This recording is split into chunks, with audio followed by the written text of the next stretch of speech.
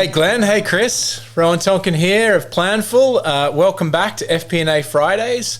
We have Chris Ortega and Glenn Snyder as always. It's Friday, everything's raring to go. And last time we spoke, we've been on a little break. I hope everyone had a great Fourth. Mine was amazing. And last time we were chatting about managing teams, and one of the topics that we really wanted to kind of spend more time on was managing high performers. And firstly, to all those listeners, I hope you've got high performers in your team, because they make things so much better, but they also push you. And I think that's something that we can talk about today is how they push you, why they push you, and how to manage it when they push you, because sometimes you can't always facilitate what they're looking for. So, Glenn, I know this is a topic near and dear to your heart. You love creating high performers and managing them. I'd love you to open up the conversation and talk a little bit about your perceptions and your experiences in managing top performers in your organizations. Yeah, thanks, Rowan. I always look at high performers as usually falling into one of two different buckets. Bucket one is the high performer go-getter. This is the person who does a phenomenal job at what they do, and they have so much energy. They're just running, a mile a minute, and they want to go over, they want to expand, they want to do a lot of different things. The second category of high performers that I see is the person who they nail it every single time you give them something, but they don't really have that confidence to build and expand. So you kind of got to manage these two different people in different ways. So let's first talk about the go-getters. The go-getters, you have to be very careful. You don't want to stifle their creativity. You don't want to put kind of handcuffs on them to prevent them from doing what they do best. But you have to be careful and you have to guide them. You have to set up the right guardrails, because otherwise they could start expanding into areas and start doing the work of other people, and that could come up to be kind of a political issue sometimes, or people could feel very threatened. Not that high performer is trying to take over somebody's role, but could be perceived in that way. So you have to be very careful about how you actually go about managing that person, not to stifle what they do best, but to make sure that what they do, they're not going to be running over people when they are moving forward. On the other side, you have those, you have the people who are just really solid, but they don't have that confidence. Maybe they don't have the experience. Maybe they're a little shy. We talked about that in a previous FP&A Fridays segment where we talked, where a lot of people in finance in particular are more introverted. So maybe they're just really, really solid, but they don't have that, hey, I'm going to go out and drive something on my own. And for those people, you actually have to do the exact opposite. You have to encourage them. You have to put them in situations that you tell them it's okay for you to go out and do this. And I want you to go and meet with these people, and I want you to take that next step. And you kind of got to do a little bit of hand-holding, not on the work or how they do it, but just more on the coaching around giving them that confidence to drive something on their own. So to me, you have those two different types of high performers. They take a very different type of skill set to manage each of them, but you want both of these types of people on your team. Yeah, I love that, Glenn. I think it's so important that you give high performers the freedom and the encouragement to go out and, one of the things that we talk about here at Planful, we have a saying as part of one of our management principles is, delegate, don't abdicate. And what that means is making sure that you create that safety net for your high performers. And so delegate, empower, give them all the things that they need to do, but don't abdicate. Don't let them fail. Don't let them, ruin anything that would ruin the company or B, ruin their own reputation or the team's reputation. And so that it's kind of that really tough mix, that fine line that you have to walk when you're managing a high performer like that. Chris, you've been a high performer, and I'm sure you've now in your world managed a lot of them.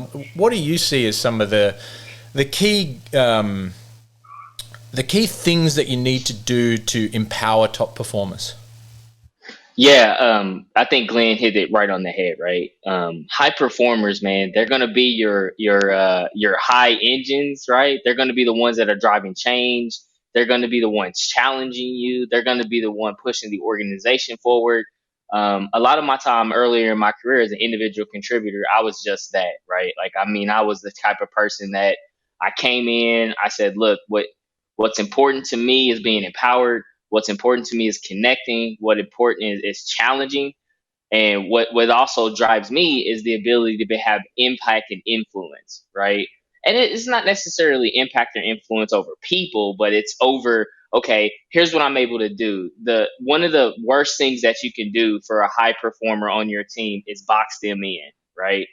I think when the moment that you put a high performer to say, okay, you got all these skills, passions, and talents, but we're going to have you only focused in this area, you've lost a significant amount of investment of that person being engaged and also their ability to really challenge the organization. I remember starting off earlier in my career in public accounting. And I remember coming into public accounting, and I was always like the curious person asking, no, why are we doing the same as we do last year? Like, why are you telling me this is what it's going to do, right? And I knew for me that I had to adjust because my curiosity in that element was also like, Chris, why are you challenging this? I'm like, I'm not challenging it. I'm just trying to understand. And like, I'm trying to understand. So for me, it was a lot of balancing as an individual contributor. As a leader, managing high potential, high performers, it's also that same balance. But you also have to, the thing about a high potential, high performer, they're always going to be challenging. But sometimes you got to give them the step back and say, like, look, I know you're pushing things. I know you want these things done in the business, but this is what we can do right now. This is how we can bridge to ultimately what we want to get to. But making that jump and just, I also like as leaders, you have to keep them in an area that it's like a safety net, right? Like, hey, here's the entire road that you can operate on, but you know the road that they're operating on. So they have free flexibility to turn left, turn right, back up, but they're still operating on this highway. Because I think if you give a high performer just kind of free reign, a lot of it is you're going to get those blindsided things, and they're going to learn, or maybe that confidence doesn't come up to where they're, hey, I made this mistake, and you're having to like, hey, what's really going on? So I think to me, it's always like a balance, and being a leader and losing high performers, like, man, that's tough. But I also look at it in my career when I was making the transition. It's like it comes full circle when you used to be that individual contributor, high performer, and you left a team, and now you're leading a team, and your individual contributors that are those high performers leave. But at the end of the day, here's what's really important, right? We, as finance, accounting, FP&A, we are in a people partnership business, right? We, finance does not lead the business. The business is finance is a byproduct of the business. And I think for me, I've always looked at that to say, hey, these are things that are going to be happening for people. I mean, most recently, I had a high performer on my team leave. We promoted her. She was our U.S. controller. She was leading our Americas. She found another opportunity, right? That was tough. That was tough. But at the end of the day, I looked at it as a leader and said, you know what? I know the time that we had with her, the time that she was with us, we empowered her, we invested in her, we developed, and as she was there, she made the America's business better because she was there. And I know as a leader that I did the best that I could to invest into her for her next opportunity and along the way. And I think that's the thing you need to think about. Don't get me wrong, it's tough. It's a huge disruption, not only to your functional team, but to the organization when you lose a high performer, right? Like you lose a talented person like that, everybody's like, oh man. But I think that's part of the process. And you have to understand as leaders, like our number one job is to make sure that we're investing in and putting energy and time into the next group of leaders. So to me, I always kind of balance that approach of it is making sure that A, I'm giving them the freedom, flexibility, and empowerment. B, I'm enabling them. C, I'm constantly checking in with them to see where they're at, see where they're going, and see what we can do to provide them and support them to be successful. So that's some of the insights I have. Yeah, thanks so much, Chris. I mean, I think there's some nuance to managing high performers. Well, a lot of nuance to managing high performers, because you may see a high performer and you think, oh, that person's performing so well, but they may be at their potential limit. They may be capped at that limit, and so those people, you've got to keep them motivated somehow, and maybe they're capped at that limit and they enjoy that and they're just like amazing at their job, they enjoy their job. And so managing that person is different than managing someone that may not be at the top end of their performance scale, but may have a sky high level of potential as well. And so those people you need to manage differently. You need to give them different things, and maybe it's more coaching, maybe it's just more time in the role, because if you treat those two people differently and you just look at performance or you just look at potential, you're going to make mistakes with your high performers. You're going to either put some people don't want to go up, right? And that can be great. Like they're like, I'm a top performer, I really enjoy my job, I crush it every day, I do my 9 to 5, and everyone's happy, right? They're doing exactly what they want to do. Other people have huge ambitions, and we've talked a lot on FP&A Fridays about managing those expectations, talking to people, really, really trying to understand them and their goals and their aspirations and the talent stack that they have so that you can maximize that. I think one thing that I've certainly experienced in my career with high performers is just especially high performance and high potential people, they're just looking to get to that next step all the time, right? And a lot of people today, I'm a millennial, I'm sure Chris is, sorry Glenn, but thanks for making me feel old. Well, I'm just using the classifications I've been given, but I think everyone talks today about, millennials really want to get over their skis really quickly and they're too ambitious. I think that's BS. I think for all time, people have wanted to succeed, and some people want to succeed more than others, and some people want to, have that drive, have that passion, and they're trying to get where they're going. And possibly today, there's more access to do that faster than maybe previously. But I still think that drive has always existed, and it's that ability to harness and manage that. So Glenn, I want to turn it over to you. When you have someone with a sky-high potential but maybe underperforming, and the potential's there, or maybe they're just performing at, doing the right things, but you're like sitting there going, I know this person can be 5x better than they are.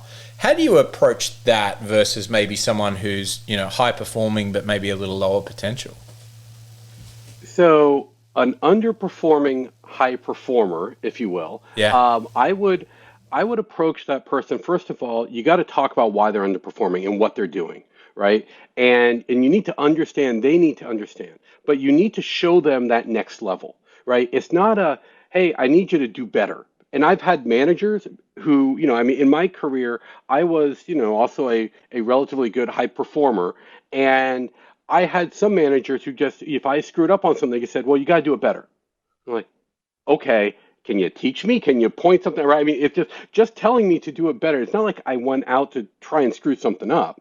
So you got to recognize that sometimes you need to do a little hand holding, even on high performers, to go and talk them through and show them, look, here's what you're doing. You're going over, you're taking this approach. If we change that and you took this approach, now you could be doing these other things over here. Here's the impact. Here's how it's going to be viewed. And you walk them through that and you show them the success that they would get out of that. So you're not micromanaging them, but you're going over and you're kind of changing their trajectory a little bit by saying, look, just because you are, you could be great at building models, right? I mean, FP&A, we build models all the time. So you could be a great modeling person. But if you don't have that business knowledge, then you're not going to build a model that's going to fit well into the business. So let's go over and ask some questions up front. Let's learn about that and show them how to take a slightly different approach so that then they can reach that potential. The thing is, you really have to make sure that you are constantly going over and challenging them to do something different, because a high performer does not want a repetitive function. They are not going to say, I want to go over and just keep on doing the exact same thing over and over again. They're going to say, I want to get better, I want to improve, I want to make a bigger impact. So you have to go over and make sure with these high performers, whether they're underperforming or not, doesn't matter, all high performers, you need to make sure you have a good ramp to say, okay, we're going to start you off over here. And then once you get that and you've got a good, sequence of approaches to this, that you've shown some successes, here's the next thing we're going to do. And you've got to show them that plan so they know, because Rowan, you were right. People, millennials today in particular, but I think anybody who has ambition just really wants to know, am I going to get to where I want to be? So you got to show them that roadmap. And you go over and say, hey, look, first of all, let's come to reality. You don't get to go and say, I'm a senior financial analyst today. In 6 months from now, I want to be CFO. That doesn't happen, right? But believe it or not, I've actually had people who have thought that that was an easy step. And so you got to show all the different things. Say, okay, here's what the next level looks like. One of the things that I actually like to do is, and I did this at Charles Schwab, and I kind of carried it to my other companies afterwards, was to create what I called leveling criteria. To say, look, if you are an analyst, here are the expectations. If you want to be a senior analyst, here's how those expectations change. If you want to be a manager, here's now what you have to do. A senior manager, all the way up to director.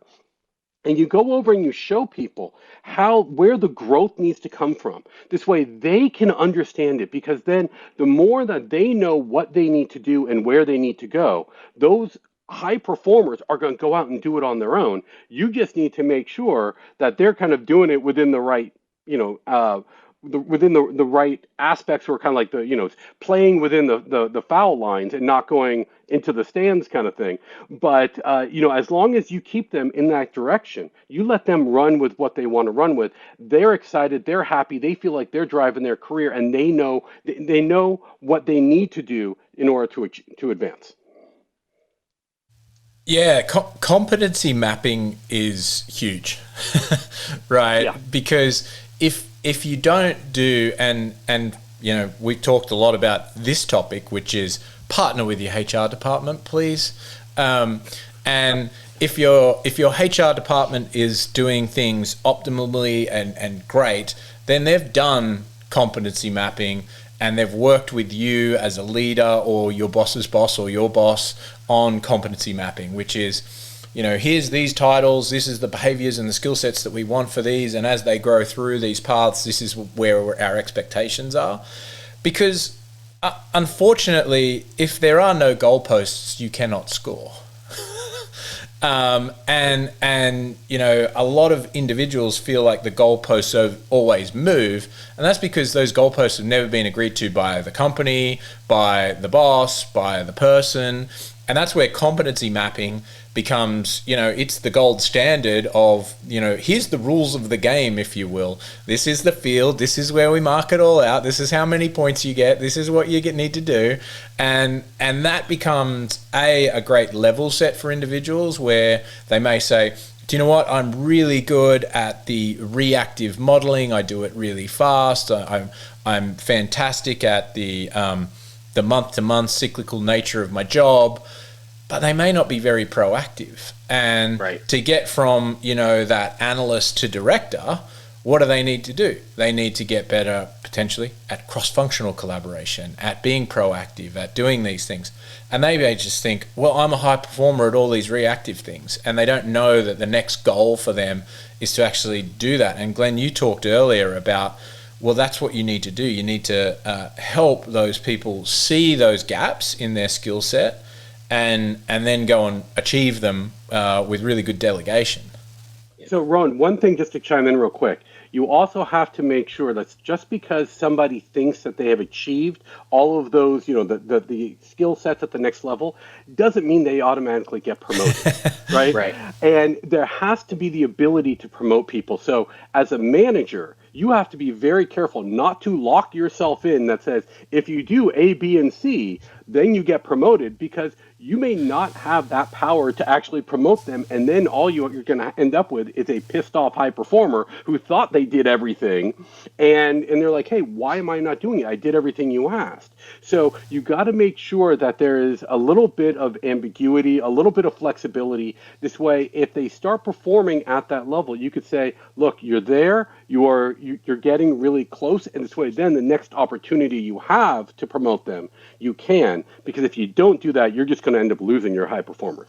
Yeah, I think that's 100% true. I also sometimes will counter challenge that, which is if that person's ready for that next step and in your heart of hearts that opportunity may not exist at your company for 18 months, for 2 years, or you honestly have no idea. Sometimes you've got to be honest with your employee and say, look, I love you. 100%. I want you to be here. I'm literally bound here because there is no, you are ceilinged, right? Maybe that's the truth. And you have to say to them, look, I want to work with you. I want you to stay. If you can do that, I'll do everything I can. That you may have built up enough equity, personal equity, where they do decide that. But at the same time, sometimes as a leader, you have to let people fly the coop and celebrate that, like not everyone can be on for the full journey of your tenure at an organization. Facts. Oh my God. Like that Rowan is powerful, right? Here's the thing. We all need to be reality about, right? And we've all been on both sides of the fence as an individual contributor, as a leader, as a high performer, high potentials, because leaders are like that too, right? Like leaders are in positions that still have that performance and that potential indicator as they advance, right? But the thing about it is that this is the reality, right? Every high potential, high performing person in any organization has an expiration date. It's facts, right? I mean, literally, like, and I'm not just saying that to be like bold and like, challenge people, but that is it, right?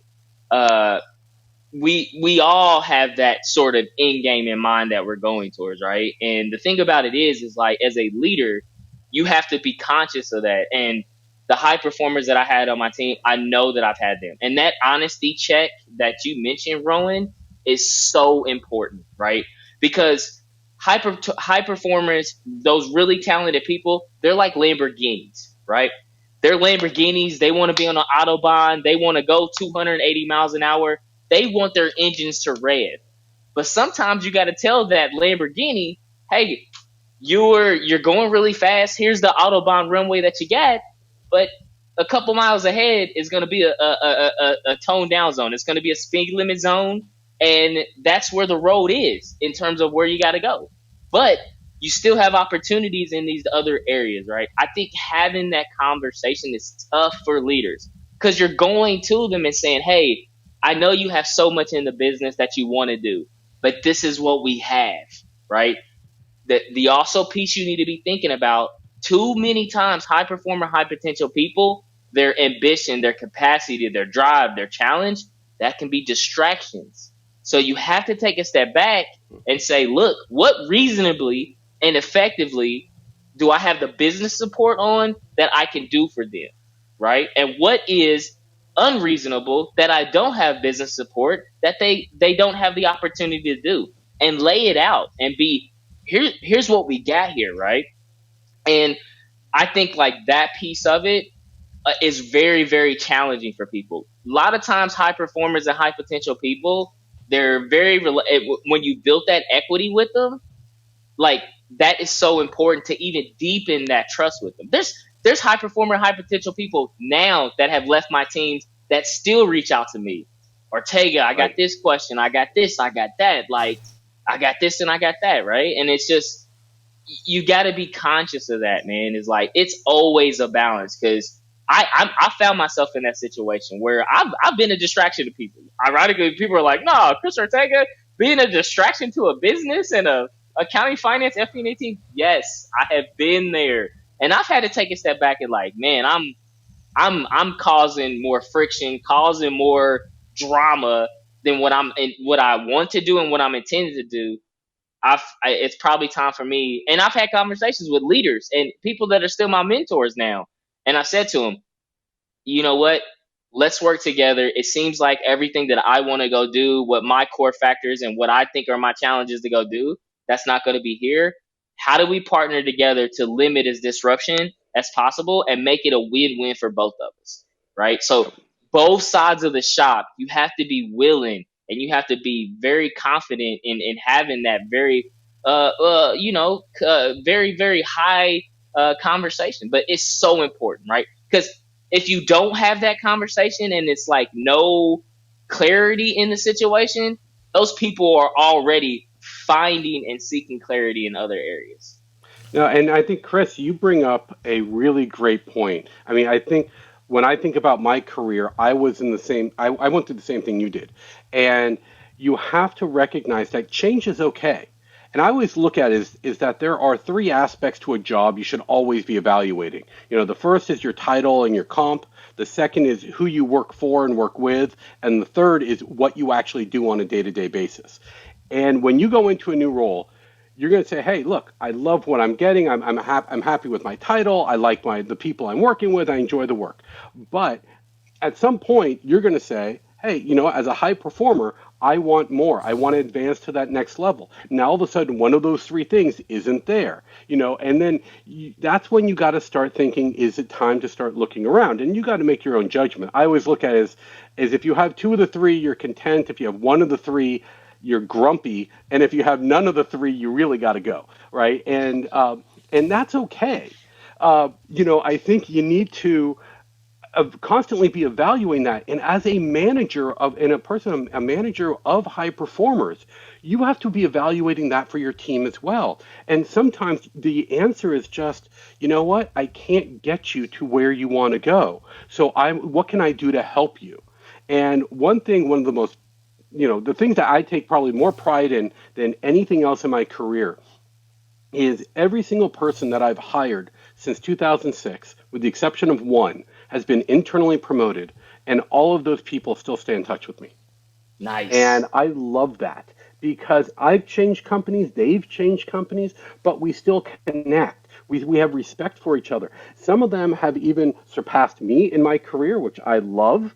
You know, other people, I go over and I look at it and say, hey, if I could help them advance their careers, and even with another company, by giving them a little advice, you never know how that comes back and you can end up working together again. So you always want to be looking out for your employees and making sure that they're going to achieve the goals that they set out to achieve, especially those high performers, because that's what's on the top of their mind. And if you're not helping them, they're going to say, I'm going to go someplace that I'm going to get the help to get to where I really want to be. Facts.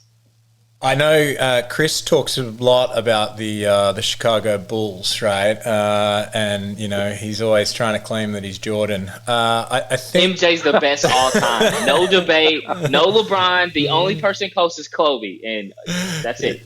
So okay, you're definitely a millennial if you're not thinking about Bill Russell and Magic. Go ahead, Rowan. Oh, you didn't even mention Wilt. Kareem. So, you know, one of the things that that I personally have a feeling about is, you know, companies aren't family; they're high-performing teams, and why I say that is because, you know, they may draft in new players, they may bring in new chairmans, new front office, new back office, new strength and conditioning people, and everyone's contributing to the performance of that team.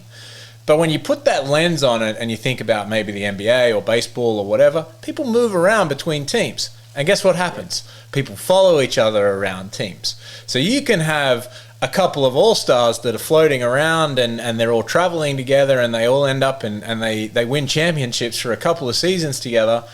And that might be because they played together at some other team 4 or 5 years ago. And so if you have the lens that it's like just about this place in this time, in this now, then when you're having some of those conversations, you're really missing some of the wider picture when you're talking to high performers. Because if you think about it as, well, I'm just here to help this person now, they will remember that forever. They like this person in their career, right? Not in the now, not in, the thing that I need to do to move my business. And if you open up your lens and say, well, what's the best thing for this person? You could say, I think the best thing for you is to stay, suck it up for a bit. And, I know I'll be able to get you opportunities in 6 to 9 months and have that frank and honest conversation with someone. That may be the right thing to do. But if you genuinely don't believe that in your heart of hearts, then you're doing that person a disservice and your future self a disservice, because you may want to bring them in to another business in a future life that you just don't know about. And so it's really important to recognize that, a lot of companies talk about their family. You can't change your family. You can change a high-performing team. High-performing team is, cultures of accountability, cultures of ownership. I don't think families have that. And so I've always just had this ingrained belief in me that, companies are high-performing teams. And so, that's the thing. It's like you can call someone out if they're not practicing properly. And you can challenge your high performers to do more, and you can challenge your high performers to raise the level of the rest of the team as well. And, when we talk about, the Chicago Bulls, that's what they did. You watch The Last Dance and you realize how difficult Michael Jordan was on the rest of his team because he just wanted to win. Right, and that was probably not a fun environment to be in for some of those players. Well, Rowan, you tapped on something which I think is critical when it comes to high performers. There is a difference between managing and mentoring. There's a very big difference. A manager says, hey, these are the goals for the company we got to achieve. Let's talk about how we're going to achieve those goals. The mentor says, it's about you, the employee. What do you want?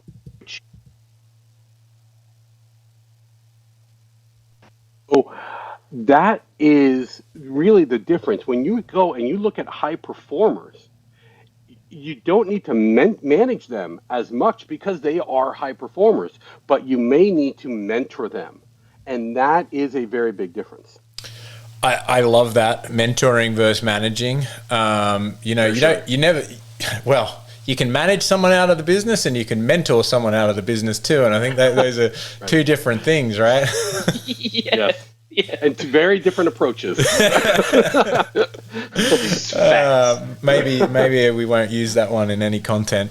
But, so one other thing that I'd love to talk about is like, what are some of the key traits that you see in recognizing high performers? So as you come, Glenn, you've been in a lot of big companies, and you come in there, and it may be hard to spot high performing people in much or I don't know. Real easy, actually. Yeah. They stand out. Right. That's the thing. I mean, going back to the basketball analogy, Michael Jordan stands out on regardless of what team you put him on. He will stand out. So the high performers always, within 3 months, you know who your top people are because everybody's talking about them. And they're your go-to people and say, hey, look, if you need something to get done, this is the person you got to go to. So even if you're walking into a brand new company and you say, all right, I got a team of 20 people here, I got to figure out who are my top performers, you're going to know typically within a week. Facts. And because everybody else around you is going to be telling you. And they're going to go over. Everyone likes to give their opinions about who's good, who isn't, whatever. And trust me, you're going to be able to work that out. Now, doesn't mean everyone gets it right, because in some cases, you might have somebody who is not performing that well just because they hadn't been managed or mentored in the right way, and they could become a top performer. So, but you will have a good sense. If they're a top performer, you're going to know right away. One of the things when it comes to recognizing it, so one, we've talked about ambition.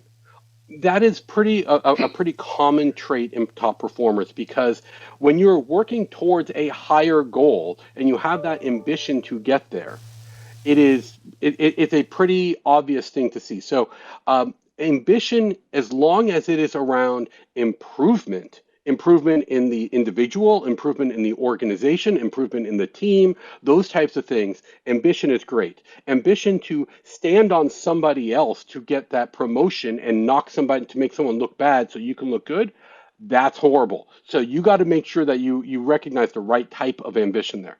The other characteristics that I see is team orientation. To recognize you could be a team leader, but if you're not a team player, you cannot be a team leader. You have to know how to work with a team, how to help others. You know, the saying, you know, a rising tide lifts all boats. You have to be that rising tide as if you are going to be a star player. You can't just go out and say, hey, I'm going to go score 50 points every game. And because you're a ball hog, I mean, I'm going to go back to the basketball analogy, and my apologies to Carmelo Anthony, but he's never won a championship, but he was a great scorer, Right. right? There's a big difference between Magic Johnson and Carmelo Anthony. Okay, yes, they also played different positions. But the thing is that one helps everyone around them. You see that right now in the NBA Finals with Chris Paul. And the other is just out there to get their points because that's how they're going to get paid. And Facts. and so you really have to go and make sure that they're a team player. The third thing that you really want to look for, and this is not something you can teach, but it's just someone who can pick things up quickly. Because if they could go into, I mean, how many times have you guys gone into a meeting and you had absolutely no idea what you were walking into? And all of a sudden they start talking about something, they turn to you and say, well, what do you think? If you are not able to comprehend what's going on around you, to connect some dots and put things together, you are not going to be that star player. You got to be able to think quickly on your feet, be able to absorb what's around you, and be able to come up with a strong argument or position that can help move the conversation forward. And so to me, those are the three things that you really look for. One, the right kind of ambition. Two, being a team player, and three, being able to pick things up and learn quickly. I think if you have those three things, you're going to be a top performer. Nice. Glenn, one of the things you talked about there was actually something that we talk a lot about here, and we've actually all read a book called Intangibles by Joan Ryan, and I know you're a bit of an inside baseball guy, and it talks a lot about certain baseball teams and how they've had different actors within that team, right? People playing different roles. You know, the hard-headed, driver, the joker, or jester, and how each team can often need one of those things in order to lift its performance. And it's actually in kind of a little bit of conflict to the Moneyball type mentality. And I think that's also true of organizations, right? A lot of people talk about culture eating strategy and those sorts of things. You have to have both to really, really outperform your competition, your goals, your plans. And actually, high performers, they set the tone for your company culture. And so the way that you manage high performers is really, really important in terms of the way that you actually define your culture within your organization. A lot of, I as a revenue operations leader, you hear a lot about, the Wolverine, not the lone wolf sales rep, right? And if they get celebrated too much, then actually the culture shifts so far away where everyone thinks it's okay to be that person. Whereas if they just kind of get acknowledged and yes, what's his name did a great job. What's her name, brought in that big deal. But if you actually celebrate the culture that you want to espouse in the organization for those other top performers, then you're going to get, what you're looking for out of your high performers. So, Chris, maybe talk a little bit about how you see high performers influencing culture at your organization. Oh man, like this is such a great topic, right? I mean, when I look at the road that we're going down in the acquisition, right? So going my first time, eyes wide open, full honest and transparency, going through a transaction and everything around this has posed so many different learning opportunities, right?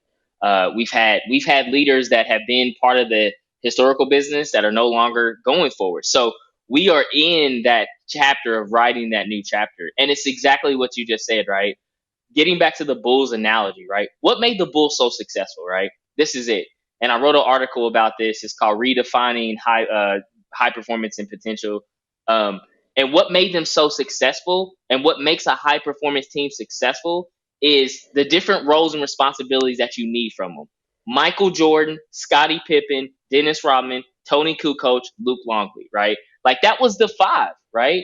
And you look at that, Dennis Rodman, every high performance accounting, finance, FP&A team needs a Dennis Rodman. Dennis Rodman was going to come in there now, not from the wild, not from like the crazy hair and like everything outside of that, right? Like, let me be we clear, are finance right? people. Hey, Chris, are you gonna shoot off to Vegas right before close? Yeah, right.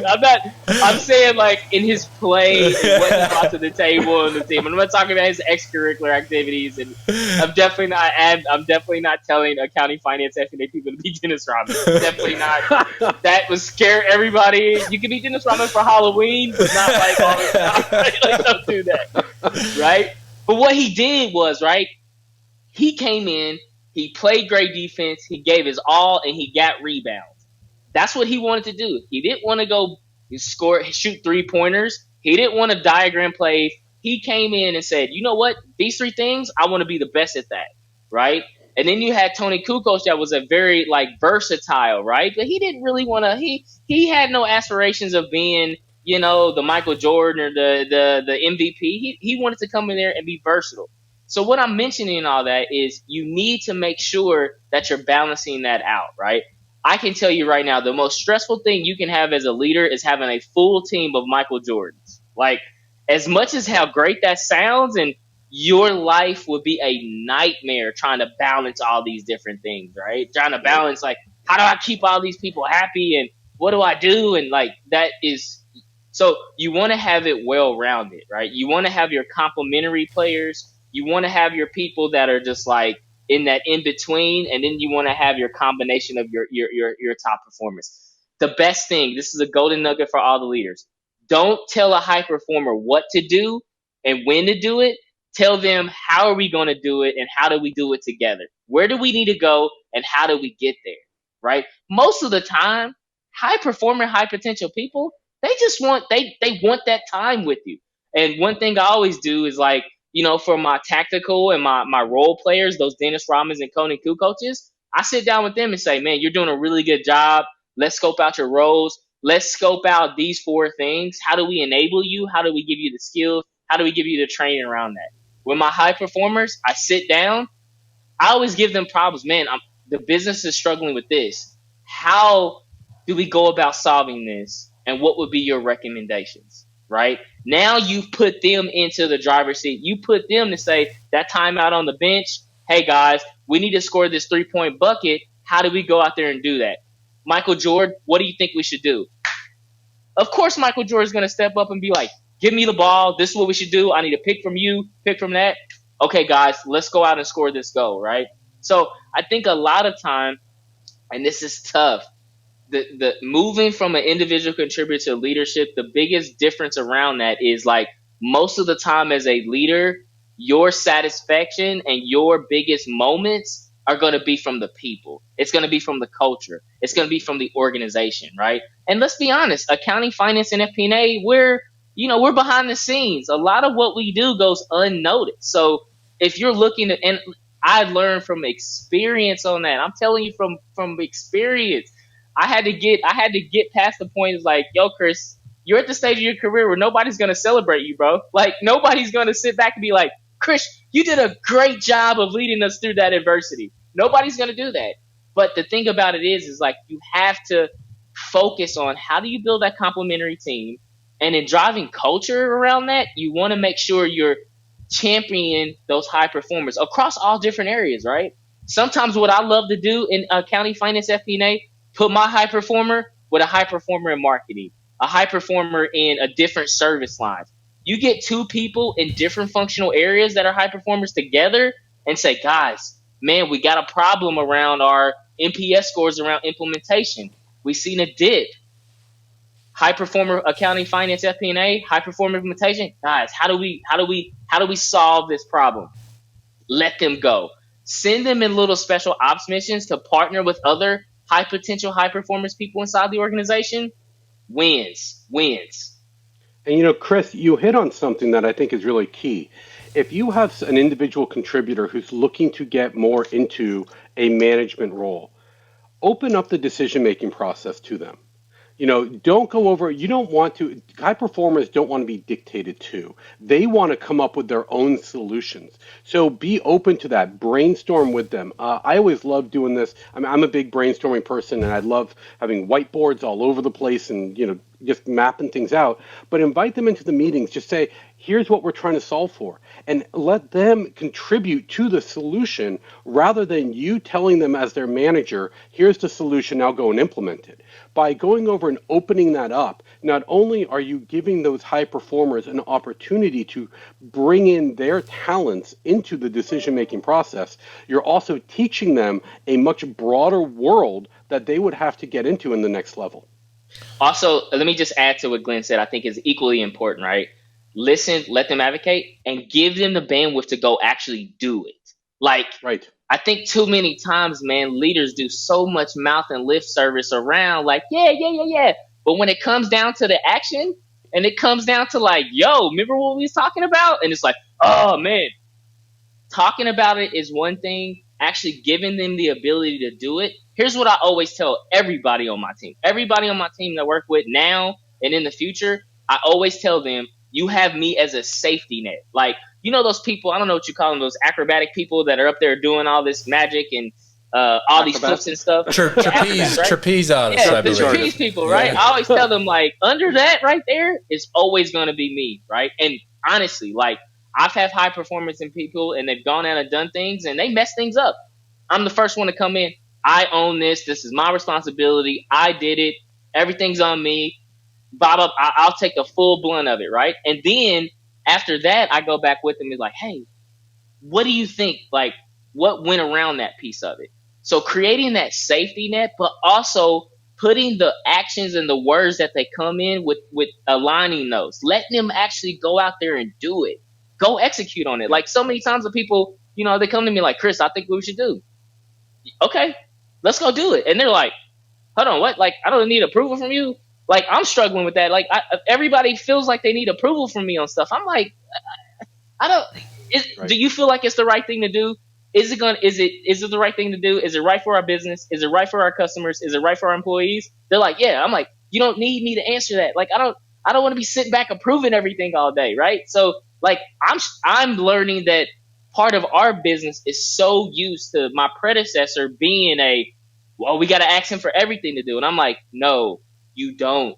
If it's right for the customer, it's right for the business, and you stand behind it and it makes financial sense, execute. Go do what you need to do to run the business. The key part there, though, Chris, is you've given guardrails, right? The guardrails are, is it right for the customer? Is it right for the business? Does it make financial sense, right? And if they can tick those three boxes, then they're going to go and do it. Potentially, that's all your predecessor was doing. He just never gave those guardrails to anyone else. Yeah. And I think that's important.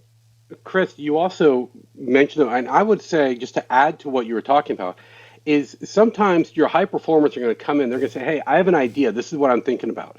Because you've been there before, that's not going to work. And you you give them a little guidance, and they say, no, I think I can really do this. You know what?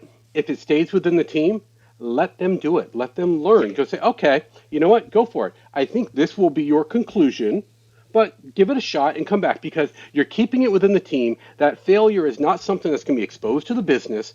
And what always happens is that high performer goes over and says, okay, I'm going to show them. I'm going to show Glenn, oh, yeah, he wasn't right about this. And they come back and say, yeah, you were right. I didn't see this. And I'm like, yep, there you go. And the thing is, now they learn because they did it on their own. It's one of those things that you learn so much more from doing on your own than from somebody telling you. So sometimes you got to let those high performers just fail, because they're going to learn. As long as you keep that failure just within your team, fantastic learning opportunity. Yeah, I've got a really great example of this, and we're going to run this clip when we actually do this thing. So the team came to me with an idea a few months back, and I was like, I love the idea. And they're like, well, it's going to cost us $100,000. And I was like, whoa, I don't love it now. And I'm like, spoken like a finance person. And I said, is there a way that we can do this a lot cheaper and, you know, really just kind of make it just something that we do internally? And if we do that, let's not tell anyone about it. And let's keep it just inside our team, inside our structure. And that way we haven't set this big kind of expectation that there'll be this big $100,000 thing coming. It's like, let's play and experiment and use our team's skills and talents to see if we can do it on the cheap. And if it works, then we'll tell everyone about it. And the team loved that safety net that you talked about, Chris, right? Which the safety net was, guys, I'm going to let you do this, but no one else will know. So there's the safety net. The guardrails were make it cheap and because it's a big idea, right? It's an exciting idea, and by the way, we're going to run this clip when we launch this thing, and people will love it. But we're at the 10-yard line now with this cool thing, and it's amazing. The team have knocked it out of the park, and it's going to be awesome. So number one, I got to keep that, protect them, allow them lots of creative freedom to go and do this thing.